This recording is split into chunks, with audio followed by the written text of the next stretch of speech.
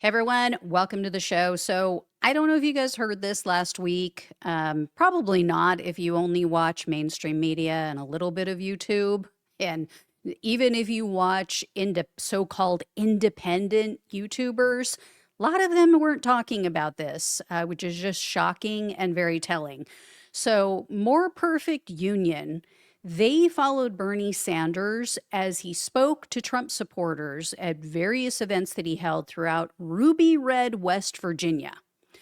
What happened really should serve as a wake-up call to the Democratic Party and the establishment at large.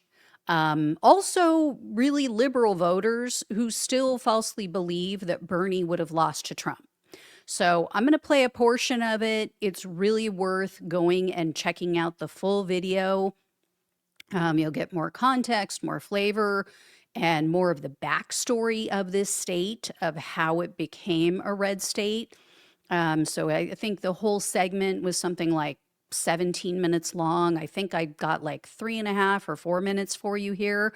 So take a look at this. Again, very telling that a lot of so-called independent media sources did not bother to cover this. West MAGA, Virginia. A state that voted blue for almost 80 years straight until it flipped hard to become the second reddest state in the country. As the union shrank, so did the backbone of the Democratic Party. So the Democrats shifted their strategy. They left the coal towns and the hollers to chase corporate money and suburban votes someplace else. For every blue-collar Democrat we will lose in Western PA, we will pick up 2-3 moderate Republicans in the suburbs of Philadelphia. And you can repeat that in Ohio and Illinois and Wisconsin. In 2016, Bernie didn't just win West Virginia. He shocked everybody who thought they had this place figured out. We ended up winning West Virginia. We won every single county in the state. And you'd be surprised how many of them sound like Bernie Sanders. The billionaires, they don't need a tax break. They're trying to give all the billionaires and rich people breaks. That's the opposite of what you should be doing.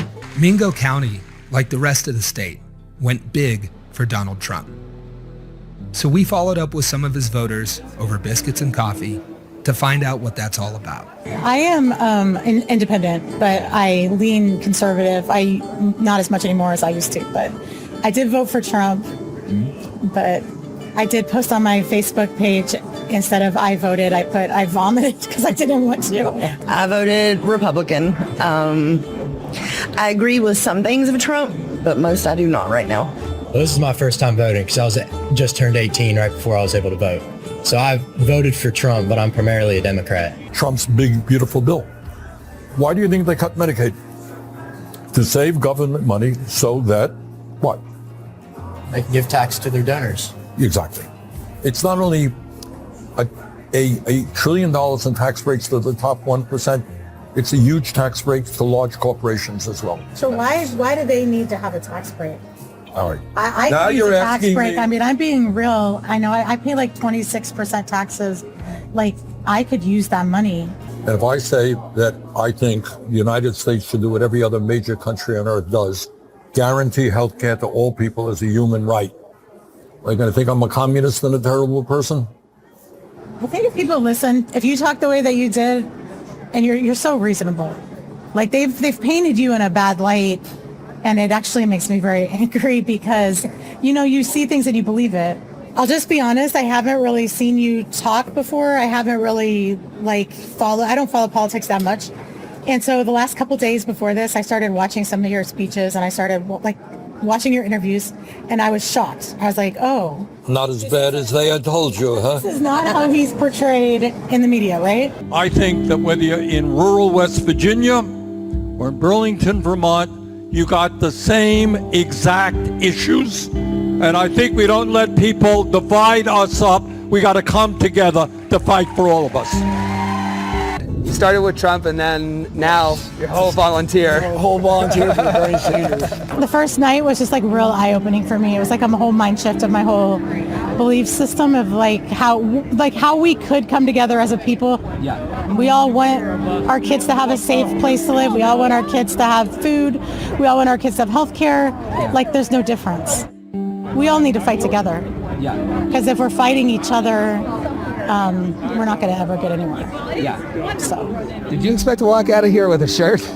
I did not expect to walk out of here with a shirt.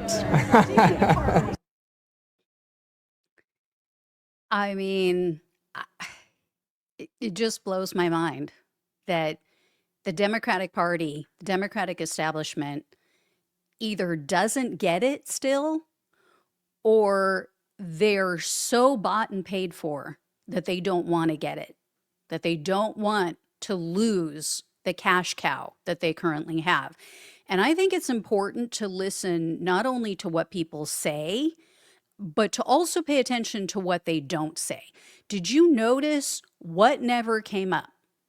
What Bernie Sanders never mentioned through that entire thing, and you can watch the full video, like I said, it's like 17 minutes that they did, never brought up Trump, first of all, and he never brought up any culture war topics.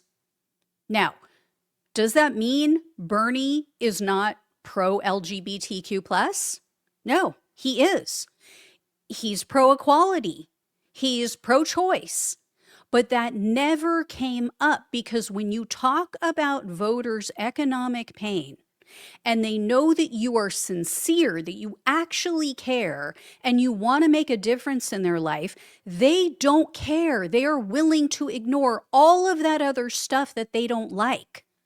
That is a fact, and I can prove it with 2 words. Donald Trump. Okay? Voters may have talked about transgender issues and other cultural issues, but the number one reason that Trump got elected last year was because of the economy. And you know how we know that? And that those topics are less important to these people?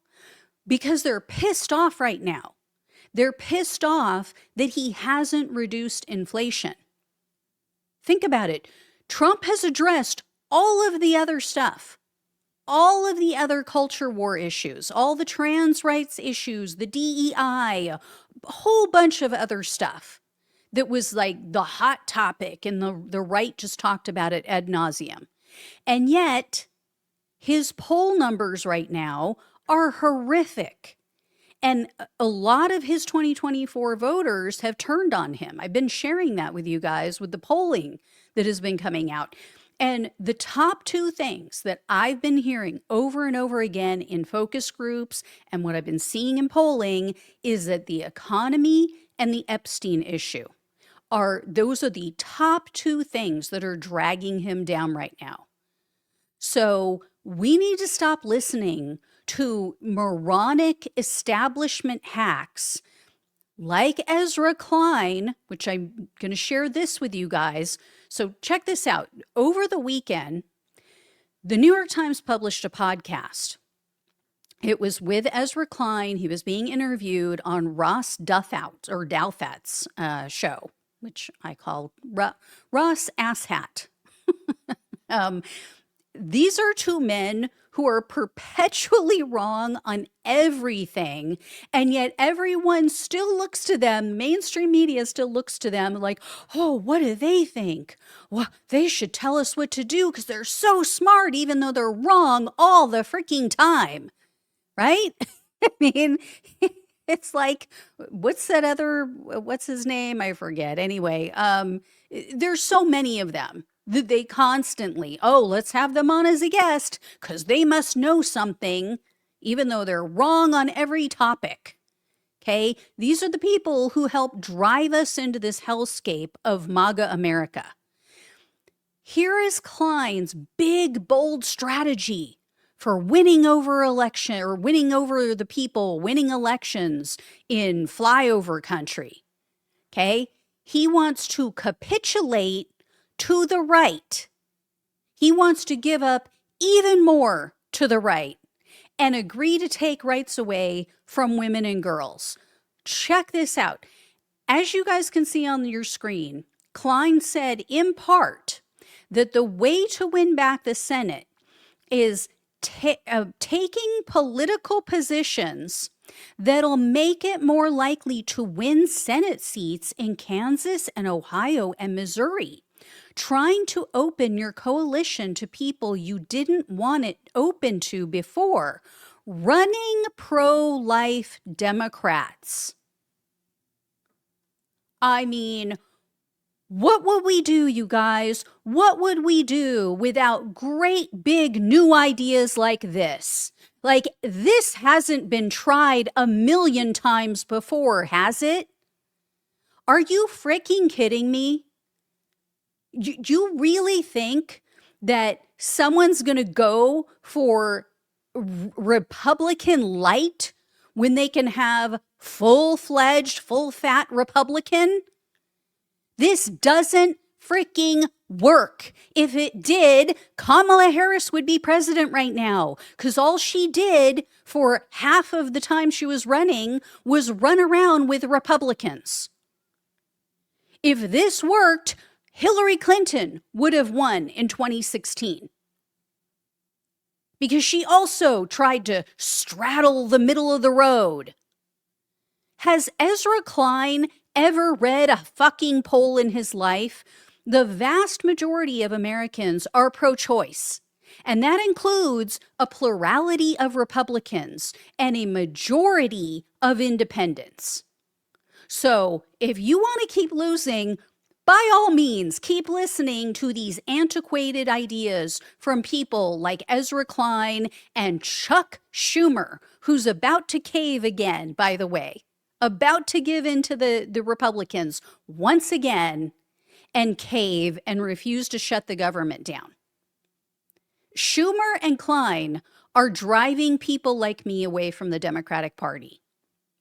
I would never in a million years become a Republican. I would never in a million years vote for a Republican after this Trump BS, but they are driving me to the couch. And here's the thing. Moderate Republicans did not put Schumer in office. He seems to forget that, right? He talked, oh, we could pick up these moderate Republicans. Dance with the one that brought you. Remember that saying?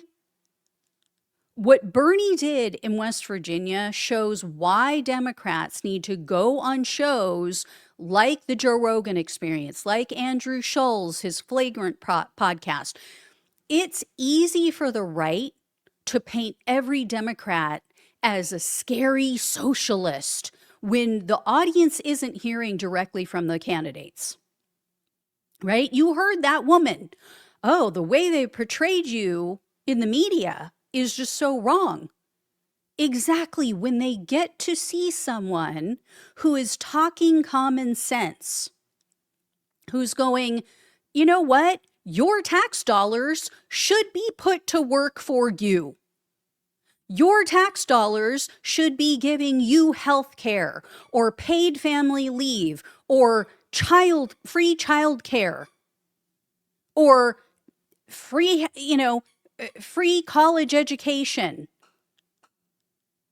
instead of paying for all of these freaking wars, instead of paying for a genocide in Gaza, instead of giving tax breaks to the wealthy.